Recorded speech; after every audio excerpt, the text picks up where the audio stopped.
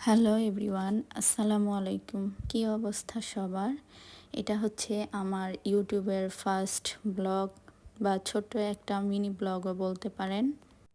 বেশ কিছুদিন আগে আমাদের বাড়ির পাশে একটা ছোট্ট মালতা গাছ লাগিয়েছিলাম। আর এই মালতা গাছটায় প্রায় আমি 4 থেকে 5টা সহকারে মালতা নিয়ে এসেছিলাম। গাছটি কলম কাটা ছিল, তো এখন 3টা খাওয়ার পর এই 2টা মালতাই আছে।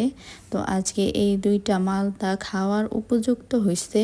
তো মোস্তাকিমকে আমি সেই মালতা দুটোই ছিঁড়ে দিচ্ছি, কারণ বেশি দিন রাখলে আবার এগুলো নষ্ট হয়ে যাবে।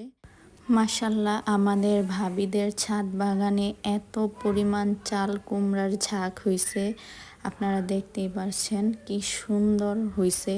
পুরা জাংলা বা ঝাঁকা আপনারা যেটাই বলেন, পুরা ঝাঁকা মানে চাল কুমড়ায় ঢেকে গেছে। আর এদিকে দেখেন অনেক চাল কুমড়ো পড়ছে, এই যে একটা দেখতে পারছেন, এগুলো সব খাবার উপযুক্ত হয়েছে।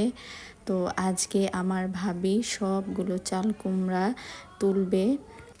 চাল কুমড়ার গায়ে প্রচুর শাল থাকে, সেজন্য ভাবি পলিথিনে ঢেকে রেখে তারপর গাছ থেকে চাল কুমড়োগুলো কাটছে। আর সেজন্য হাতে কাটা লাগার সম্ভাবনা থাকে না, আর কাটতেও অনেকটা সুবিধা হয়। আর সব থেকে ভালো লাগার বিষয় হচ্ছে, আমরা যখন গাছ লাগাই আর সেই গাছে অধিক পরিমাণ শাকসবজি হয়, আর সেই শাকসবজি খাওয়ার চেয়ে সব থেকে তুলতে বেশি ভালো লাগে। এখানে অনেকটি টবের মধ্যে অ্যালোভেরা গাছ হয়েছে অনেক, আর অ্যালোভেরা গাছগুলো প্রায় অনেকগুলো নষ্ট হয়ে গেছে, আর টবগুলোর মধ্যে অনেক ঘাসও হয়েছে। তো এখান থেকে যে ভালো অ্যালোভেরাগুলো আছে সেখান থেকে আমি কিছু ডাল কেটে নিছি। মোস্তাকিমের পড়তে বসলেই খালি খাওয়ার বায়না, আর মোস্তাকিম আম খেতে অনেক পছন্দ করে।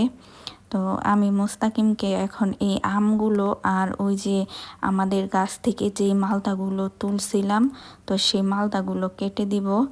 আর মোস্তাকিম মালতা খেতেও খুব পছন্দ করে। দেখেন মালতাগুলোর কালার কি আসছে, পুরাই সুন্দরভাবে পেকে গেছে।